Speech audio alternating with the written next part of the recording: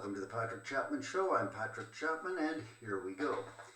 So, in a little bit of a hurry to get this out because it's been a while. It's been since Easter that Easter was the day I made my last podcast, and that's been a while already. Part of the reason for the delay has been a kind of a technical problem. I'd lost the internet. My router seemed to have broken or stopped working, and that might not have been the problem. I realize now, but maybe it was. In any case, I got a new router. And that didn't even seem to solve the problem and I couldn't figure out what the problem was, which was really frustrating, as you can imagine. And I'm sure everybody's had these kind of problems where you lose the internet, and what do, right? And, I grew up, I went to junior high school and then high school, and I had 2 years, if not 2 semesters, I think 2 years of typing. 1 year in junior high and another year in high school, and in those days we were typing on the old manual typewriters, no electric, just punching away at the keys, and we had the return lever where you waited for the bell, you type. When you hear the bell ding, that's when you reach up with your hand and return the cylinder, and the key was to keep focus on the page that you're typing and not look at your fingers, so you get to learn how to make the return and then put your fingers back where they go, not just type knowing where the letters are, but also getting your hand in the right place. Well, that was great practice. And then in high school we advanced to the electric typewriters, but there were only, I think, 4 of them, and only the best typists got to use those. So like the fastest ones got to go to the electric, which were even faster. And I was the fastest typer in my class. Angela Norris was faster, but she made more mistakes. So, yeah. And that was kind of fun, actually, typing. And then by the time we got computers, that was my senior year of high school. And I never got to use those. I was gone by the time, I just never touched them. And then I got into college, and so I just did all my college papers on a typewriter. And I just never got comfortable with computers. Then, this turned into a long story. I didn't mean to go this route, but here we are. Let me just go with it.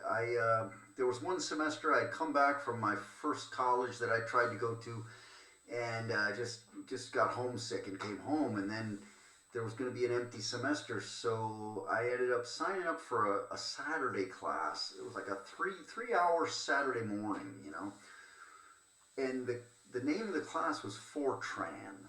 And none of you probably knows this, but Fortran is a computer language.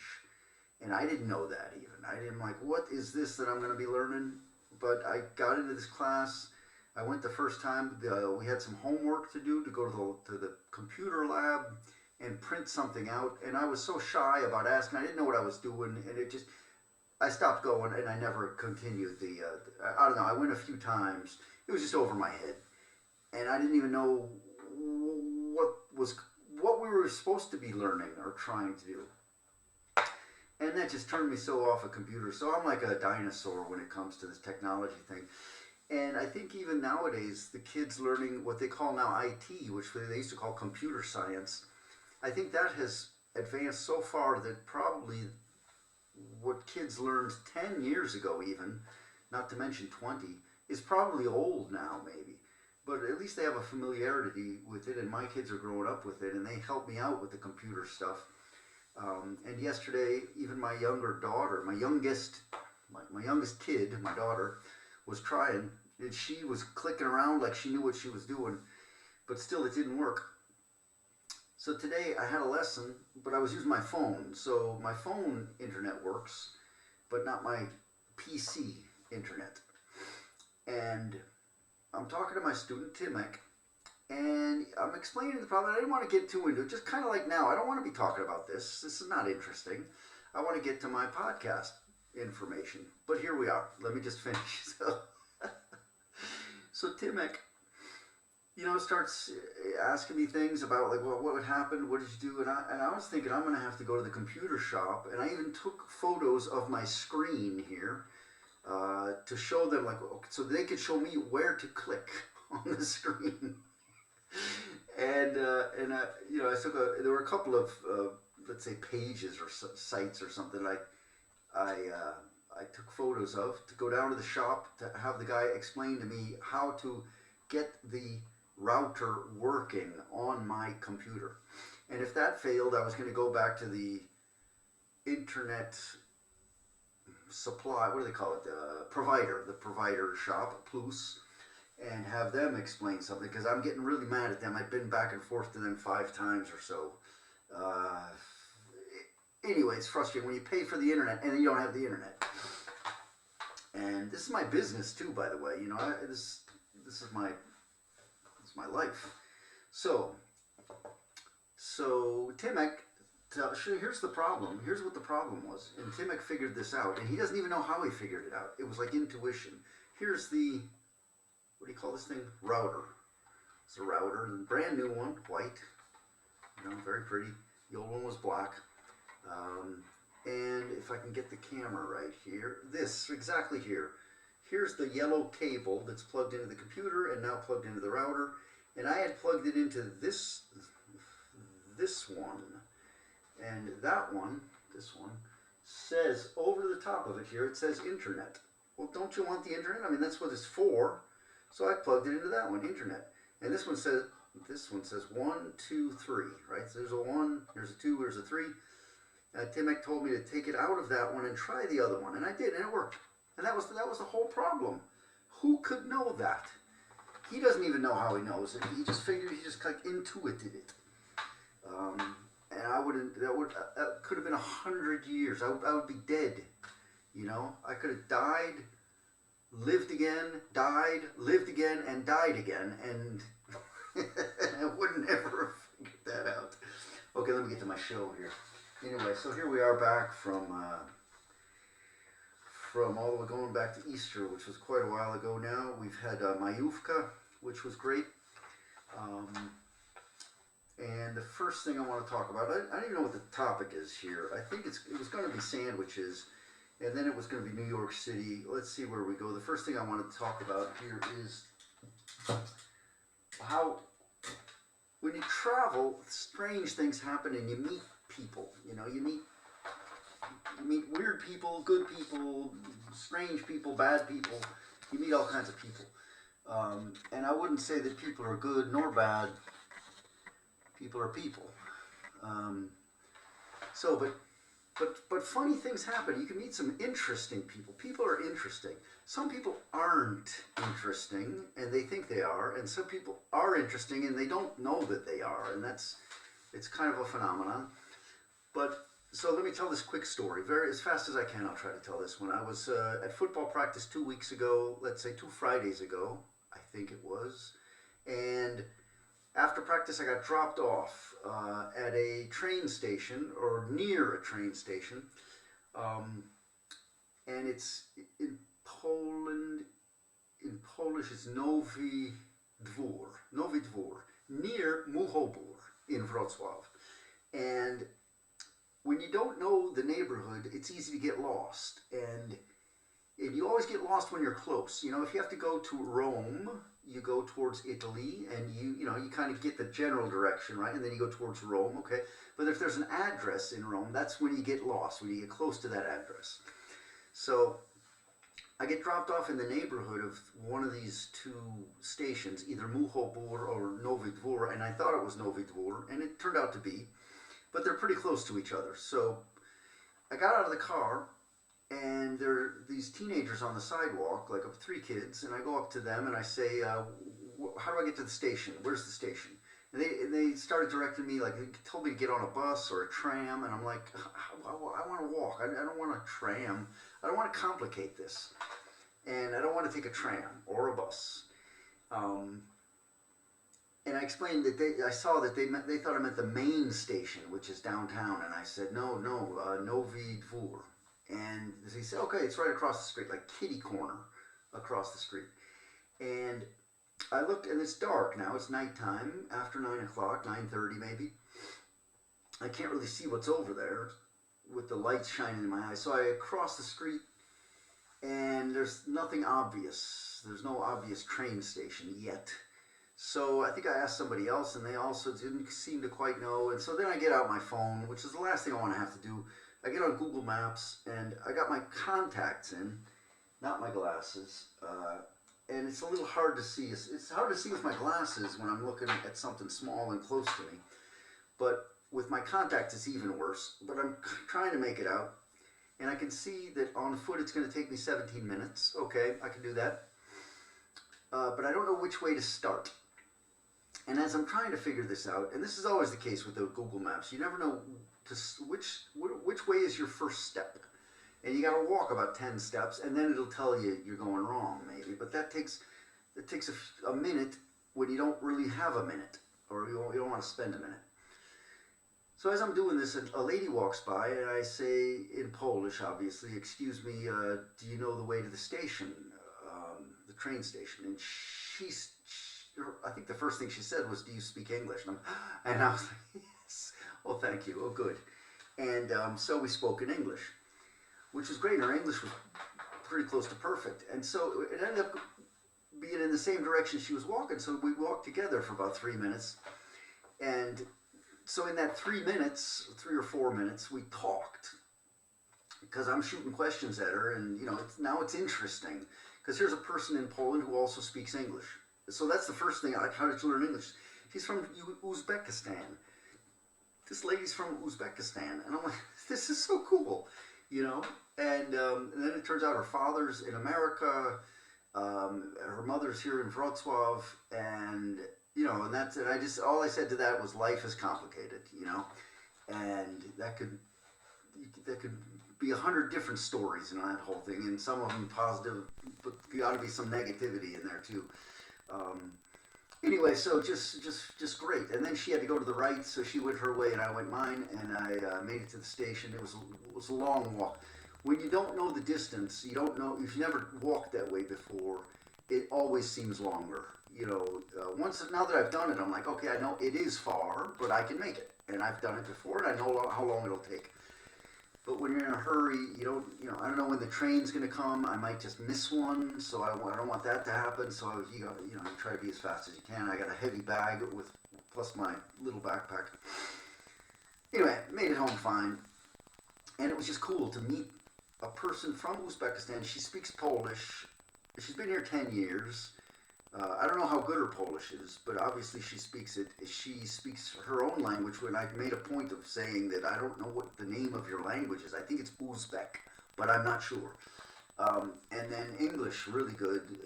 So I don't know. I don't remember if she said she spoke anything else, but really cool.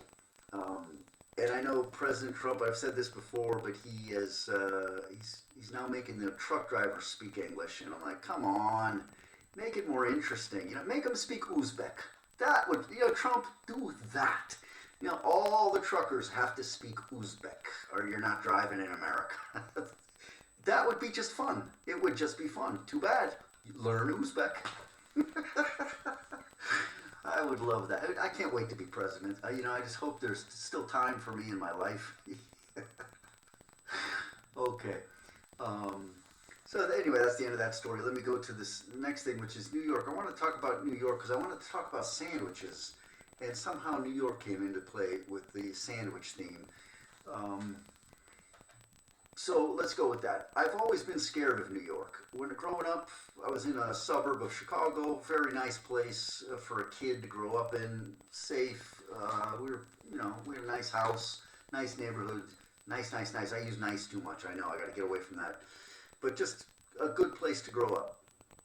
And then we moved to New Orleans. New Orleans is kind of scary in its own way, but not like New York. Just the idea of New York. I'd never been there, but just it seems big. And like London's big, yeah. Tokyo's big, but Tokyo's foreign. So it's going to be weird. Paris, these big cities, okay, they're all right. In my head, I'm not scared of them, but New York scares me. It just seems crowded, big, and I get the impression the people are mean. Like, you got your criminals, but then you got the people who know how to deal with the criminals. And I don't like criminals, and I don't like people who know how to deal with criminals. Because they're, like, tough in a way that I don't like people to be tough. Like, they're mean. And it's like their way of showing their love, like spitting and cursing and killing and this is tough love. This is the tough New York love. You know, I don't want that. It's just not fun or friendly. And you know, maybe I'm wrong, but that was my impression. Crime, stabbing, weird people on the subway. Um, just so I had bad negative. Not I was I'm scared. I was scared. I don't know if I am now, but I was scared of New York. I think I would be now even too. It just seemed like a scary place as I was growing up the whole time. Um, so then I joined the Peace Corps, and it was a 2 year process. But finally, it came down to time. It was time to go. Right. So here I'm going to fly to New York, and I was living in Los Angeles, and so I got a free ticket and I'm supposed to go there for a weekend. We're going to spend a weekend and have like I don't know, something, pre-service training, pre go to the other country training. And so we got one weekend in New York. I get a free ticket. I go to the LAX and I get on a plane. And as I'm on the plane and going, they told us bring in anything you can carry. You can bring as much stuff as you can, but you got to be able to carry it. So I had like one of those big backpacks that you go hiking in the mountains with, and I had a case, special one of those special cases for suits, like suitcase, right? But not just suitcase, but like the long one that you fold over, and you got your special suits in there with ties and shirts and all that stuff. And then I had another bag full of all this other stuff. I think I had three, and then plus one little knapsack. So like I was loaded. Um, so those were the days before 9/11. This was 1994. So you could pretty much anything you could bring onto the plane, they let you carry. They didn't even have extra weight payment stuff where you had to get penalized for being extra heavy. So I get on a plane in LAX and it's direct flight to New York. I don't remember which airport there. It doesn't matter. The point is, I'm on the plane. I'm like, oh, these people seem all right. You know, there's like New Yorkers, I guess, or LA people visiting New York, or something. Yeah, they're all right. And then dummy, you're such an idiot. These are people flying direct, you know, nonstop to New York. They're on an airplane. These are rich people. These are not the people on the street who are going to be robbing you. These aren't even the people who are going to get robbed. They take a limo to their high-rise apartment, you know. Um, so, but we get to the airport. We land in New York, and okay, now here comes the scary moment. A crowded airport. I get one of those carts, so I can kind of load up the cart and maneuver it through the airport. And I know I'm supposed to go outside to the sidewalk where I'm supposed to meet a shuttle. I don't think it was Holiday Inn or something. Maybe let's say it was Holiday Inn. It might have been a different hotel, but let's go with Holiday Inn. So I'm out there waiting for the Holiday Inn shuttle, and there are I don't know 4 lanes or maybe 5 lanes of traffic, all going in one direction, and it's slowly moving. And the nearest lane is for taxis. It's only taxis. And so that's good and helpful, good for the taxis, good for the customers, good for everybody. And then as you progress out towards the farthest lane, those lanes are moving a little faster, you know, as you would, as is natural, you know. So, and I'm waiting, and so into the taxi lane pulls up this Lincoln, a white Lincoln. A Lincoln is a big car. Um, and a guy gets out, the driver gets out, and I'm thinking, okay, this is a taxi lane. It doesn't say taxi on it. It says Lincoln on it. Yeah, and the guy gets out, he's wearing a New York Mets cap. And I'm like, this is suspicious. I'm already suspicious. I'm suspicious of anybody in New York. Like, anybody who's there that isn't me. And I don't even know if I'm... anyway, I don't trust this guy. He's got a New York Mets cap on. As if to say, you see what I did there? As if to say, I'm a natural Mets fan. I belong here. I'm supposed to be here. I'm a New Yorker. See the Mets cap, you know, New York. Yeah.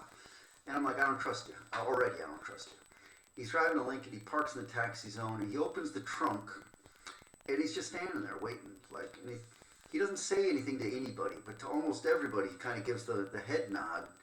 And I'm like, I'm not getting in this guy's car. And so at one point, and I'm trying to avoid eye contact, but at one point, you know, that's when you're trying to avoid it, is when it happens. Man, I gotta fix my mic here. So, our eyes meet, and he does this to me, like, but just throw your bags in the trunk and I'll take you. And I just, I don't even know if I shook my head no or I didn't, but I just, ignored him. And then, in the meantime, so while that's going on, here comes my shuttle bus, and here it comes, and there it goes. It just rolled right past, and I didn't, I got all this luggage, this baggage, and I think I still had it on the cart, if I remember, which I don't know if I was supposed to at that point or not. It wasn't a wide sidewalk either. There wasn't a lot of room there, and there were a lot of people standing. So it was like kind of crowded and not comfortable, and there goes my shuttle. And I'm like, well, darn it. Now what do I do? I'm stuck in New York City. It was late morning, I think, so it wasn't a bad time of day. It's like 11 o'clock in the morning or something. I slowly roll my cart back into the terminal place, and I go up to an information desk, and I ask the lady, okay, I just missed my shuttle. Like, what do I do now? And she says, just go out again, and it'll come back in an hour or something, or it'll come back. Like, they make a regular circuit. So, okay, I felt better then, because I know even if it is an hour, it's going to happen. I'm going to get the shuttle, and now I'm determined. I wasn't expecting that, for it to go by so fast, but now I'm more determined. I'm like, it comes, I'm getting on it. I'm stopping that thing, or I'm running out there. And so I, again, slowly roll my cart out to the sidewalk, and the guy in the New York Mets hat that was driving the Lincoln is up against the wall with his hands behind him in handcuffs, being arrested. Like, I knew it, this is New York. Exactly what I expected. And it happened, that guy's in handcuffs, he's being arrested by the cops. He's a criminal, and what would he have done with me if I'd gotten in his car? Would I be like just dead in a river somewhere, or would he only just steal my stuff, or just or just overcharge me, or maybe just give me the regular cab ride for the regular fare? I don't know. Maybe he's just doing good business, but obviously illegal. So that was my first impression, real impression of New York. So, okay, and then the next thing is that this was a Friday, if I remember, and we're going to be there the weekend. And in the notice that they sent us, there's the letter that they sent us explaining what was going to happen, including how to get to the airport. They told us that we would have a roommate, and that some of the roommates, some of the people would be coming the next day. So most people would arrive on Friday, but not everybody could make it on Friday. Some of them would make it on Saturday. So my first hope on getting to the hotel was that my roommate, whoever it would be, I didn't know anybody was going to be there. It's going to be about a good 60 people, and I think even 70. At the start, it was like 70, and then, by the end of the summer, it had dwindled down to 60-ish. So we're at 70-ish on the start, or even more. And I'm thinking, I don't know anybody. If I could have just one night by myself, that'd be kind of nice. That'd be a little luxury. That's like getting on the plane and the seat next to you is empty. It's just a little luxury. So if I could get to the hotel, and I'm one of the few people who doesn't have a roommate because mine's coming on Saturday, that would be great. And if not that, then at least let me get to the room first. Be the first one in so I can choose the bed. I don't know, get the lie of the land before anybody else gets there. And so I get to the hotel, I go into my room, and there's a guy in there already, and it's Bernie. Good guy, Bernie, but I didn't know who he was. He just introduces, so we introduced each other, and now you got this, you don't get to relax, now you got I just I got off the plane. I had the stress of the Mr. Lincoln. I'm trying to get on the shuttle that I just missed, and all this stress, and now and just tiredness, and now I get the extra stress of meeting somebody. Hey, we get to meet somebody. Won't that be fun? Great, just what I don't want. So here's Bernie, and Bernie starts speaking Polish to me, and I'm like, oh my goodness. He speaks Polish. He's been to Poland, he tells me. So he had been to Poland. He knew Polish. It turned out, I didn't know this right away. I'm intimidated. He's he's using all these words like kanapki and stuff, and I'm like, kanapki means like sandwiches, which was the topic of this show. They're little open-faced sandwiches, and he explains that to me. They're gonna serve you these little open-faced sandwiches for kolacja, and they're called kanapki, and I'm like, wow, this guy knows Polish. I didn't know any Polish, and they had sent us like a month before, Polish phrases like "I'm hungry" or basic phrases like yes and no and hello and thank you and "I'm hungry." and I had not learned any of them because give me homework and guess what happens? It doesn't get done. So I was planning on learning on the plane ride. I'm going to learn. That's when I'm going to learn my Polish on the plane. So Bernie speaks Polish, and now I'm thinking, oh my goodness, all these people, this group of 70, and all of them speak Polish. I'm the only one who doesn't speak any Polish.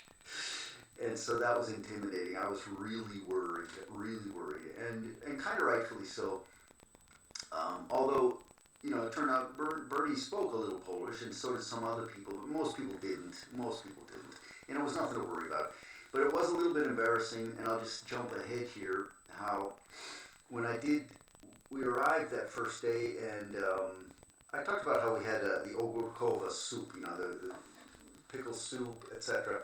And then later in the day, we met our host families, and most of them put us in a taxi. We got a taxi and then went home to our new homes with our host families, whom we didn't know. Nobody knew anything about them. It's not like they sent us a letter with the names or pictures or anything. No, brand new. Hello, who are you? I don't know. I don't speak Polish. You don't speak English. And that's how I couldn't say hello to my host family. It turned out to be a woman, a very nice woman, and 2 kids, a daughter and a son, and no man, which is another story, but just those 3, the woman and 2 kids, and I couldn't say hello. That's how bad it was. I'll talk about feel stupid. Like I can't say hello. I can't say hello in Polish. And anyway, so that was one of those dumb moments where like, oops. Okay, so let's go back to New York. And so Bernie kind of intimidated me there for a minute, but he ended up being a good guy. He was the photographer of the group. He had a camera. So that it's like being the drummer of a band. If you have the drums, you're the drummer, if you got the hockey goalie equipment, you are the goalie. And if you got the camera, you're the cameraman. So good for Bertie, and he did a good job. Okay.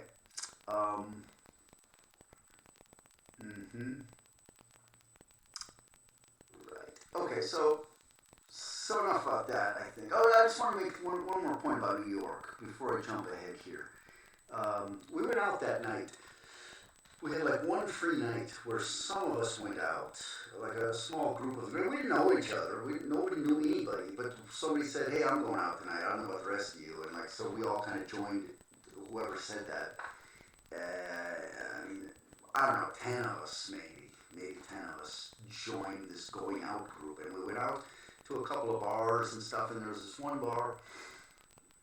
We kind of hopped around. We're bar hopping, I guess. And one of them had a live band called Viva Sativa, I remember. And they reminded me of the Allman Brothers. And I don't know bands anymore. I don't listen to music. I just don't know anything about music anymore for the last 20 years. But I remember this band. Of course, that's been 30 years now. I don't know whatever happened to them. I hope they made it big. I haven't heard of them, but I haven't heard of anybody. So I hope they're making it. But they were fun. They remind me of the Allman Brothers. And I remember talking to the lead singer or the leader, and he.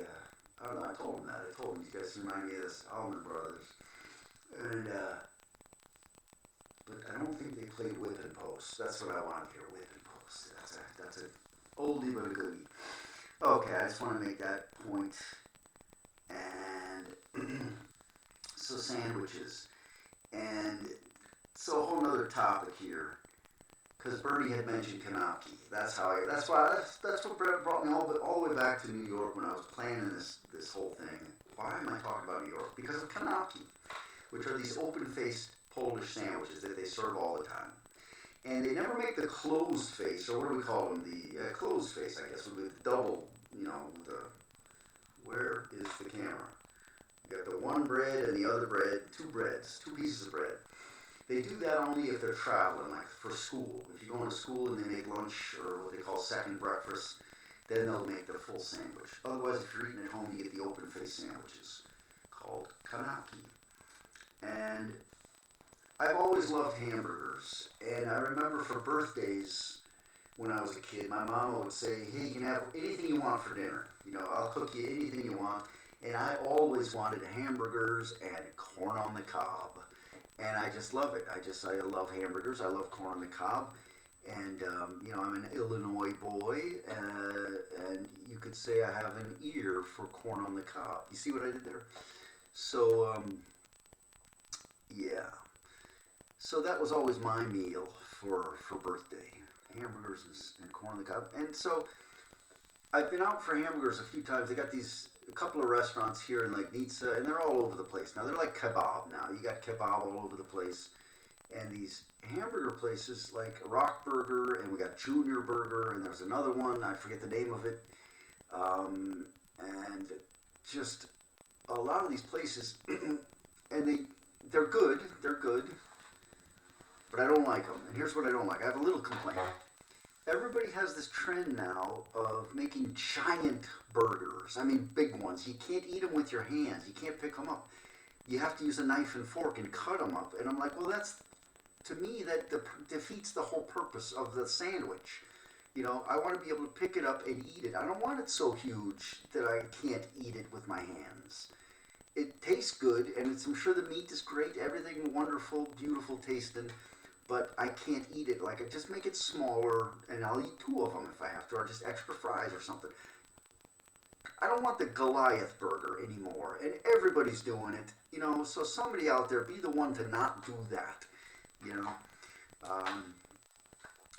So that's my little complaint about burgers. These days, I love them, but they're too big. That being said, one time, I think actually more than once, twice or maybe three times, but there was the first time was when it was really special.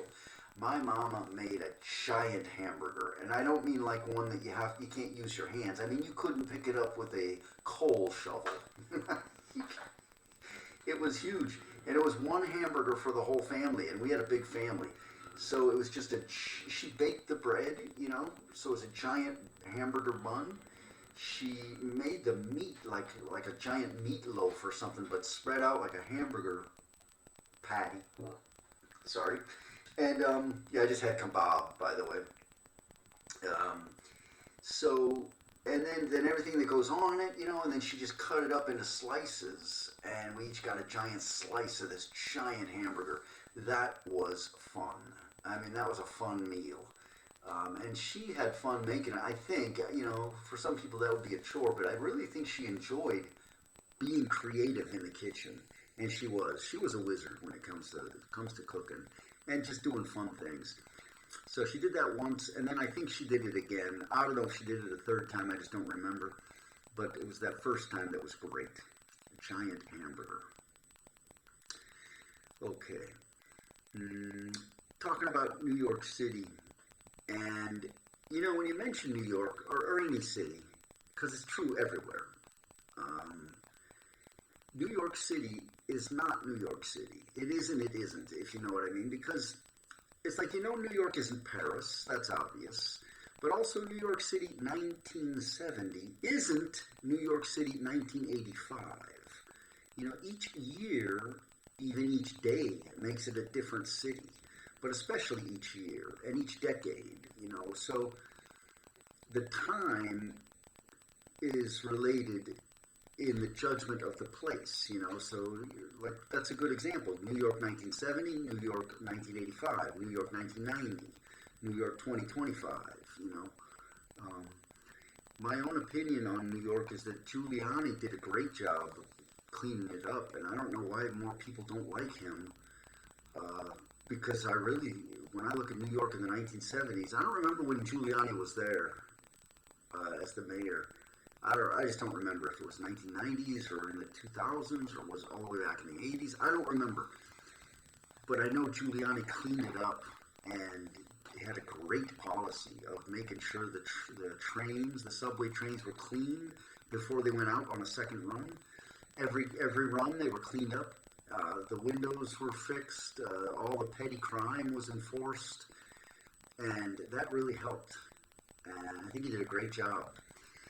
I don't know why he's not more respected. Or maybe he is, and it's just my impression that he isn't. But a city is different over time. So Chicago, whatever year you want to pick is not the same as Chicago in a different year. So, did I have any other point to make on that, or am I done with that? I think that's it. Oh, the other thing about a city, like New York, Chicago, any city you go to, it's very personal. And your impression of a city is subjective. What happens to you is how you judge the city. If you get robbed in a city, you're going to hate that whole city, even though it was just a little incident and you're just one little person. Your whole judgment of the whole city is going to be based on your little personal experience. And if the strangers in the city are nice to you, then you're going to see the whole city is nice. And that's why all those citizens of a city are ambassadors, whether they know it or not. And so I'll tell this story as quick as I can, as quickly as I can. At one point, I think it was the year, like about 1982, that my brother Peter was going to graduate from the University of Chicago. I had already graduated from Benjamin Franklin High School, and my papa rented a Southwind motorhome. So, we had never done that before. It was our first time, and I got to drive it. So we drive all the way up to Chicago, and with a bunch of people, in this Southwind camper trailer, motorhome thing, and we just get to the south side of Chicago, and I think it was a Sunday morning. I don't remember if it was a Sunday, but I think it was. And I'll tell you why I think it was a Sunday in a minute. Mostly it doesn't matter, but we're on the south side of Chicago, and that's not a happy side of town. I mean, it's not the place you really want to be. Sunday morning might be a little calmer than other times of the week, but still, I'm nervous, And I've been living in New Orleans now for years, and I'm a little bit racist. I'll have to admit, I'm a little bit racist. So I'm not trusting the people that I'm seeing out there on the street. I'm not feeling really trustful. And my parents have me pull over, and they get out to go make a phone call. So they're going to go use a public payphone to try to figure out where we are and how to get to where we're going and get in touch with Peter, etc. So they get out and they start walking around, and I'm sitting at the wheel, just waiting. And I'm really nervous. Like, I'm thinking the hubcaps are going to get stolen off, if not worse, right? And so I'm just waiting, and I'm hoping they get back fast. Finally, they do come back, and I'm like, whew, they made it. All right. So we start going again, and we come to a red light, and these guys are selling newspapers. Black guys out on the corner selling the Sunday paper. That's why I know it was Sunday, because I don't think they do that on the other days. I think it's just the Sunday paper that they sell, and I doubt they do it anymore because now we got the internet. I don't know if anybody buys a newspaper anymore. But this was, like I said, 1982. And this black guy comes up to my window on the driver's side and starts handing me a newspaper. And I'm like, guy, get away from me, because I'm gonna get angry here, you know. And he's insistent on giving me this newspaper. And I know he's gonna want money for it, and I don't want to buy. I don't want the paper, man. Just get out of my face is what I'm thinking. But I'm not getting mean yet. But I'm trying to, as politely as I can, say no, thank you. I'm waiting for the light to change. It's not changing, and I'm like, it's one of those moments, you know, where like, light, please change so I can go. And then at a certain moment, I realized this guy is trying to be friendly. We're obviously tourists, and he's trying to give me a free paper, and I felt so bad. I'm like, oh God, I'm the racist white idiot, you know, that's assuming the worst of this guy, and he's trying to welcome me to the city. He is actually being an ambassador to the city because he sees that we're tourists and we're driving a giant Southwind trailer, motorhome, whatever you call it, and he's welcoming me to the city by giving me a free newspaper, and I'm assuming he's going to rob us, which is exactly what I was assuming. So, you know, kudos to Chicago for being cool to us in that moment. You know, that was great, and I was the big idiot. So I took the paper, you know, and I said thank you, and that was great. And he had a big smile, and he was so happy to give it to us. That was cool. So it made the whole city look like a good city, and in some ways it is. Okay. I think I'm done with that. So yeah, so what happens to you in a city is how you judge the whole city. I was going to make another point, but I think I'll be done there, and that'll be it. Talk to you again soon. Thanks. Goodbye.